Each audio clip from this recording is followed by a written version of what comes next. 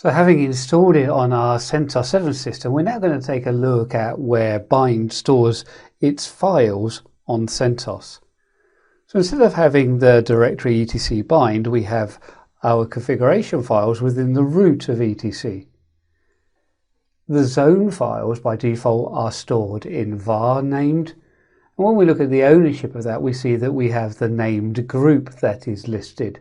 So we have a user called named and a group called named.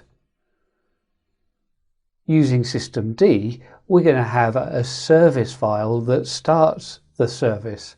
From here we can see that we are using then the same daemon service, but additionally we actually provide a checkconf, so actually run the named checkconf command before we start the service. Our default options can be configured in etc sysconfig named. So we're going to see that there are a few differences between Ubuntu and CentOS when it comes to the names and locations of the configuration files. But underneath, we're using the same service and the same configuration files. Let's go out now and take a look on our CentOS 7 host at these files and the differences. So working back on our CentOS system, we know that we've got the DNS server installed and up and running, but let's just take a look at some of the configuration. If we look at the pwd, you can see that I'm in the etc directory, and if we go through and run in here ls-named star, we can see instead of using the directory etc bind, we put everything just in the root of the etc directory. The default zone files are still just text files, but instead of being within the etc bind directory, they're going to be located within the directory /var / named. So we can see that they're there similarly named, name.localhost, name.loopback. But instead of being called db.127 and db.local, they've got slightly different names, but these are just file names and it doesn't make a whole heap of difference. When we look at the permissions of this directory, so if we up arrow key and use the -ld to take a look at the permissions of the directory, we can see a little bit through the ownership that we've got a group called named. And this is going to be similar to the username. So we've got a user and group called named, and this is the account that is used by the service. The service itself we've already mentioned, and we saw with systemctl that we start up and control the named service. If we look at the configuration of that, so taking a look at usr and lib systemd system, and then the named.service. As we look at this, it's saying, well, it is the bind daemon, the Barclay Internet Name Domain Service. When we then go through and start looking at the information a little bit further down, we can see that its configuration file or environment file, where we read the options from, is /etc/sysconfig /named.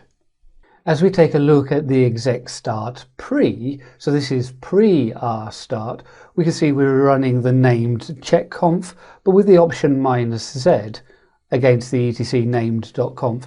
-z will check both the configuration of the syntax of the configuration file, but also will check all master zones listed within that configuration file. We can see that we're starting the name daemon, and with a user account name and reading in the options. And the options are going to come from what has been set within our environment file. And you can see that when we start issuing then the command stop and reload, we're actually using then rndc to control the daemon. So let's take a look at the environment file. So if I go through and cat out the /etc /sysconfig, and named. So this is similar to Ubuntu, where we had the /etc /default /bind file. And we can see here we're putting in the option. So currently it's commented out, so don't think options equals whatever is a correct configuration. But they also mentioned that we have our own specific chroot service file to use instead of using the -t option. So we can see even though the service is the same, we're providing then the Barclay Internet Name Daemon. We can see that we're going to use it slightly differently depending whether it's on our Ubuntu system or whether it's on our CentOS host.